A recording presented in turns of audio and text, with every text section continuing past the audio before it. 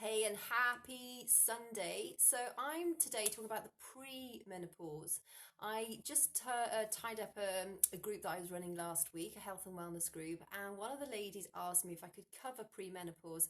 Now, you'll probably know that I talk about a lot about perimenopause and menopause, but today I wanted to talk a little bit about pre because that is the run up to when we develop in sort of move into symptoms of the perimenopause.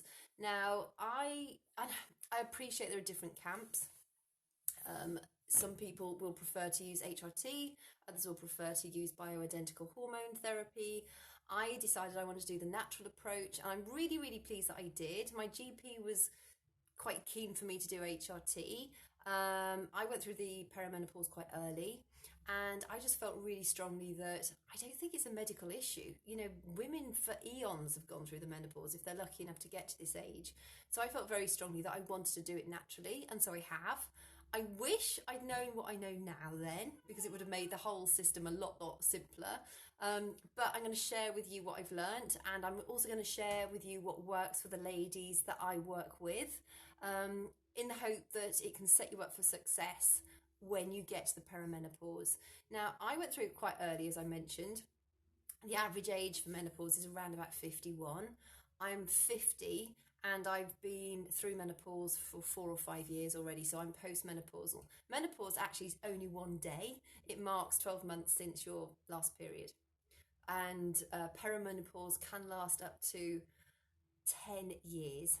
So you want to make sure that you're set up for success before it happens. I think also a lot of people, perimenopause is one of those really strange periods of life because you're not entirely sure what's happening to you.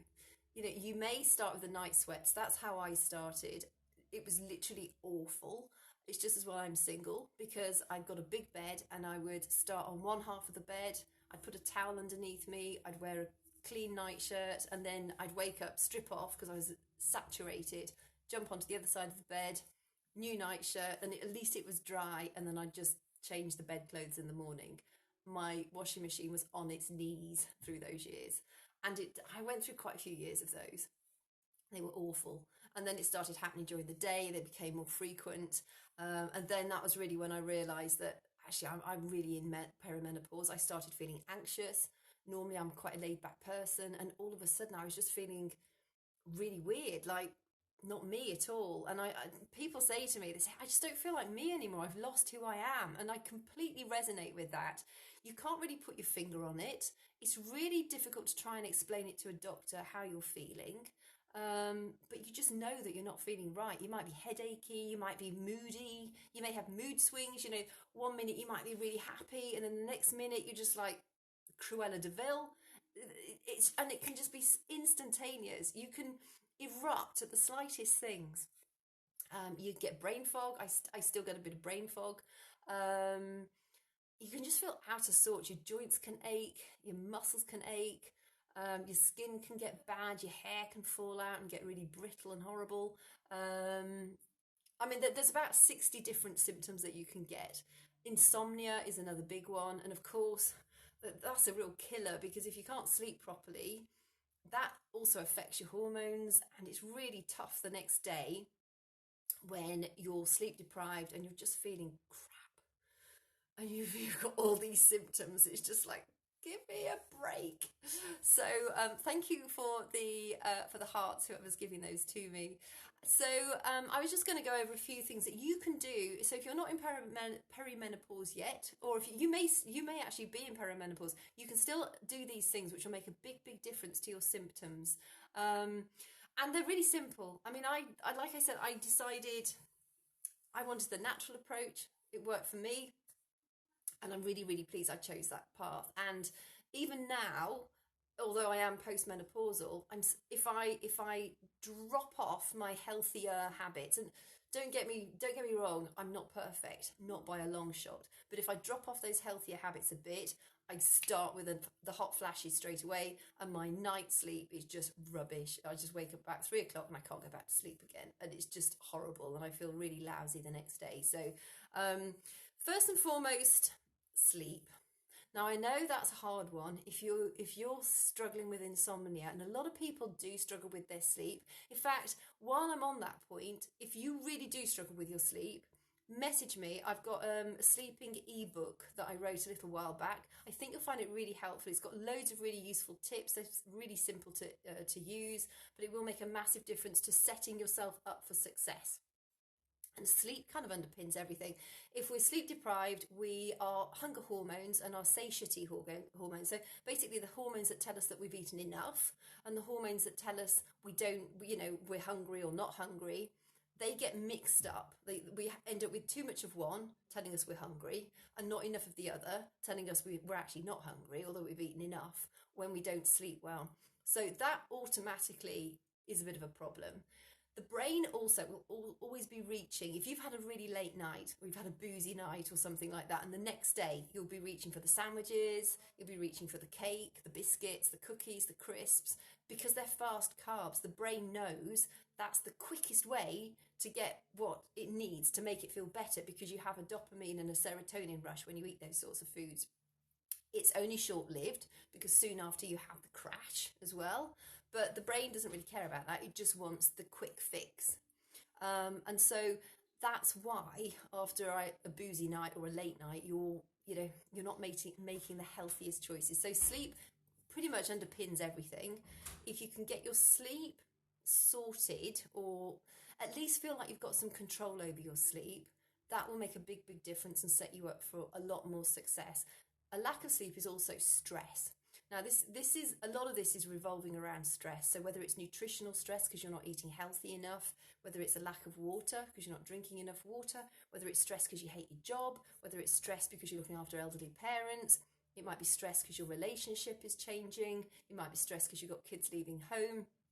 Sort of menopause typifies that stage of our lives when a lot of things are up in the air. And also, we're kind of like thinking, what the heck's happening to us? It's middle age. It's just like, jeepers creepers, give me a break. But there are things that we can do. So all these stresses, they put stress onto the adrenal glands. Now, the adrenal glands actually help back up the ovaries. So as we go into perimenopause and our ovaries are starting to go into retirement, our adrenal glands start to secrete estrogen to help make up that deficit that's not coming from our ovaries anymore. If the adrenal glands are really, really tired already, they're not going to be able to help the ovaries as much as they would do. So that's when you start to get more symptoms. There are some people out there, and I agree with them, that say if your adrenal glands are in good health, you will not have symptoms of the menopause. When I look after my adrenal glands, the symptoms of the menopause pretty much go away. It does seem to hold true. So it's really important that you are eating more vegetables. You're trying to reduce processed foods. You're trying to reduce the amount of refined sugars that you eat or drink. Things like cola, fizzy drinks, unless it's like sparkling water, they're all going to have probably a high amount of sugar. And if they're sugar-free, they're going to have artificial sugars or sweeteners, and they're not good for you either. So if you can, try and find a healthy alternative, that's sparkling water with either lime juice or lemon juice, or I use rose water. Thank you for the hearts, whoever's giving those to me. And I love, it's just a tiny, tiny drop of rose water and a big glass of sparkling water, and that does it for me. That also helps keep me off alcohol. I love wine and I love whiskey. I love beer. I love cider. I'm no angel at all, but I do get into the habit of drinking 2.5 glasses of wine a night. And so right now I'm teetotal, and oh my God, the difference is massive. I'm able to sleep. I feel like I'm a sleep ninja. I've lost some weight. I just feel more energized. I'm making healthier choices during the day. I don't feel like a piece of chocolate after dinner anymore because my blood sugars are controlled. I promise you, if you do drink regularly, if you can just back off it every now and again, you'll notice a massive, massive difference. I'm not saying go teetotal 100%. For me, it works. You may find it easier, but I am a regular drinker. I'm not a binge drinker, but I like wine regularly. So for me, I have to go completely teetotal. I find it really hard to just sort of dip in a couple of nights and then go back off it again. And I'm getting there. Practice makes perfect. So ideally with your food, you want to be looking at sort of lean protein and veggies, ideally twice a day, because we all need to eat more vegetables. Most of us eat more protein than we actually need, and actually on that point, most of us eat more carbs than we need. If you're eating spaghetti or a bowl of pasta, most of us eat like a massive bowl. Actually, in reality, that's the amount you should probably, maybe that amount you should be eating, and then the rest have it with vegetables and lean protein. But veggies are the ones we need to be eating more of. Fruit's really good. I know fruit gets a bad rap, but fruit is full of really important vitamins and minerals, antioxidants. It's good for us. Try and eat a wide range of colours. We don't tend to eat enough of the sort of bluey, reddy colours of both vegetables and fruit. So try and incorporate more of those into your diet. Water is incredibly important. To work out how much water that you should ideally drink is if you weigh yourself in pounds and then you divide that by 2, and then the answer is how many fluid ounces you should drink daily. So if you weigh 140 pounds, you should be drinking around about 70 fluid ounces every day. If you're getting really bad night sweats, or a lot of hot flushes, or you live in a hot climate or a really cold climate, or you have strenuous work, you need to be drinking more of that. But you'll find that will really help. And another quick tip, if you have hot flashes at night time or night sweats, just wet a flannel and put it by your bed. If you've got some lavender essential oil, put a few drops of that on. That helps to calm you as well. Or chamomile drops. You can get chamomile essential oil as well. And then just dab it around your neck, on your forehead, at your arms, anywhere. Keep your bedroom cool so you can strip off fast. And then let your body cool down. Because I know how volcanic those eruptions are. And it is like you set on fire from the inside out. And then you can get quite cold again afterwards. And also another quick tip during the day, just wear layers. I mean, I remember having a hot flash and I'd got like a tight hoodie, a really thick sweatshirt on, and I could not get the thing off, and it was just awful because by then I was sticky and wet, and it was just like ugh. So go for layers. I promise you, it works. It helps so much. So we've done water, we've done food. Exercise is really important. As we get older, as we go through the menopause in particular, we tend to have more cells that eat our bones than compared to the cells that build our bones. And bones are living organs. If you know, they're not just sticks of hard stuff. They're constantly being renewed. And so it's really important that even if you're a runner, that's great, but you still need to incorporate some weight training exercise into your running routine. It's really, really important that you do that, because otherwise your muscles atrophy and, you know, your core will struggle. You won't have upper body strength like you should do. And obviously, you know, when you consider how many back muscles and shoulder muscles, and we carry so much tension in our necks, when your muscles are well used and built strong and nice and lean, helps support your whole posture. And most of us are sat at desks typing all day long like this, or hunched over our phones scrolling. So it's really important that we do something to keep our posture right, and weight bearing exercises will help you achieve that. It's really, really important. People struggle with belly fat through the perimenopausal years. I all of a sudden noticed I looked like a barrel on legs. It was just like, jeepers creepers, what's happened to my body? I never had a problem before. And it's because our belly fat has 4 times the amount of cortisol receptors, so our stress hormone receptors, around our belly. So when you're under stress, on it goes around our belly, and that is exacerbated as we go through the menopause. Cortisol affects the amount of serotonin that is swimming around in our body. Serotonin is one of our feel-good hormones, and so as well as not feeling so good because we've got these stressors going on in our body, we're also laying on fat around our belly. Great. And it's making our adrenals even more tired. So there's a vicious circle that can be set up. It can also lead to leaky gut if you've got chronic stress. That leads to more inflammation in the body, which then affects the immune system. These things can compound, and the middle years, unfortunately, we just have to make a few changes. If you want to be healthy in later life, you kind of have to commit to making a few changes, and that includes prioritizing sleep, eating a bit healthier, becoming aware of food labels. Food labels drive me nuts because the marketing is so misleading. On the back of the packet, have a look at the sugars compared to the fibre ratio. Ideally go for a 1-to-1. A lot of people out there say go for 9 grams of sugar to 1 gram of fibre. I still think that's way too high. My limit is 4 grams of sugar to 1 gram of fibre. That might sound a bit complicated at the moment, but if you've got like a pack of oats at home, go and have a look at it. That's 1-to-1. In fact, no, I don't think they've got any sugar in at all.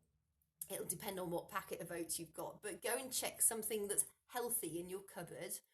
And even if you buy like a packet of, say, I don't know, bulgur wheat, onions, mushrooms, something beautiful and something beautiful, but it's in a packet, it's also going to have a load of unbeautiful things in it. It's going to have lots of words that you can't pronounce, maybe a few numbers. That stuff's bad. Just make the bulgur wheat and the onions and the mushrooms yourself at home. It'll be a fraction of the cost, but it won't put you into nutritional stress. Bulk prepare your food. If you want any help with meal planning, I've got a meal planning prep guide I can send to you as well. Did I mention the sleeping ebook? I can't remember because I went on Facebook and did a live not long ago on there as well. If I've not mentioned it before, see brain fog, let me know if you want my healthy sleeping habits ebook. It will set you up for success as far as sleeping goes. I think I did mention it. And so we've got water, we've got food, we've got exercise, micro moments. Get into being zen. Find your inner zen. Either focus on some meditation apps so you take time out every day, 5 or 10 minutes. That's all you really need, just to create some space inside your mind to help unravel the clutter. Because we're so busy, aren't we? I mean, it's just like non-stop normally. That's my life anyway.